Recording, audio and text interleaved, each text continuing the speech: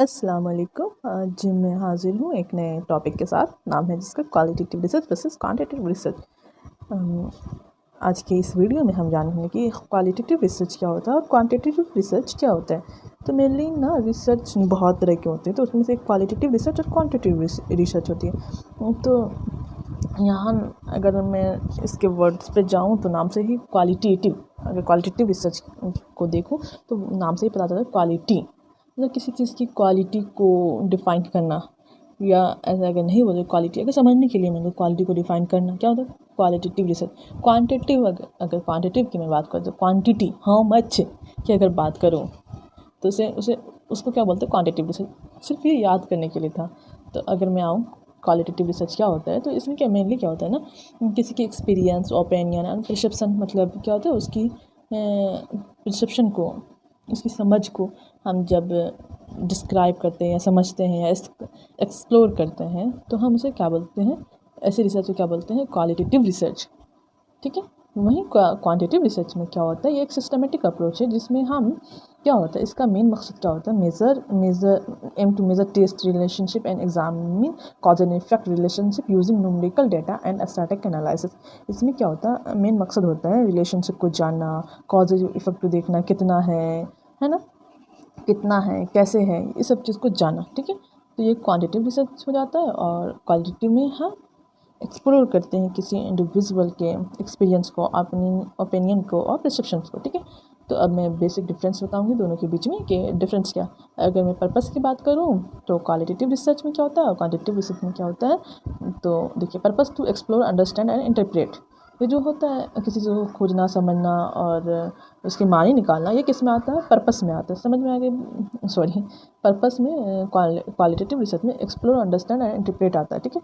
अब वहीं quantitative research की बात करूँ तो इसमें आता है measure, test and verify, measure करना कितना है, कैसे है, कैसे हम वेरीफाई कर सकते हैं, ये सब क्वांटिटेटिव रिसर्च में आता है। ठीक है। अगर मैं डेटा की बात करूँ तो डेटा जो होते हैं क्वालिटेटिव रिसर्च में नॉन नॉमिकल फॉर्म में होते हैं, जिसमें वर्ड्स, अगर मैं इंडिविजुअल की परसेप्शन को जानूंगी तो मैं वर्ड्स में तो ही जानूंगी, मैं नंबर्स में थोड़ी जानूंगी। Word, text, images, observations, through observations के भी हम डेटा ले सकते हैं। ठीक है। और वहीं मैं बात करूँ क्वांटिटेटिव रिसर्च की, तो इसमें जो होते हैं डेटा किस फॉर्म में होते हैं, न्यूमेरिकल फॉर्म से, नंबर्स एंड स्टैटिक्स के फॉर्म में। ठीक है। समझ में आगे बात।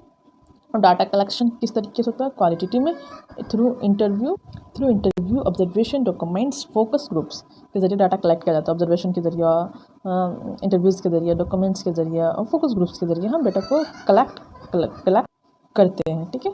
और वहीं हम क्वांटिटेटिव रिसर्च की बात करें तो इसमें हम डाटा कलेक्ट कैसे करते हैं, क्वेश्चन के जरिए, सर्वे के जरिए, टेस्ट के जरिए, एक्सपेरिमेंट के जरिए हम डाटा को कलेक्ट करते हैं। ठीक है। समझ में आ गया। सैम्पल कैसे लेते हैं, स्मॉल होता है, नॉन रैंडम होता है, पर्पसिव होता है, किसी खास मकसद के लिए जो यूज़ हो रहा है सैम्पल, उसमें इस तरह के सैम्पल्स इस्तेमाल करते हैं। क्वालिटेटिव में, कोई क्वांटिटेटिव में करें तो लार्ज नंबर होता है, रैंडम होता है, नॉन रैंडम नहीं होता, रैंडम होता है और इस रिप्रेजेंटेटिव होता है। ठीक है।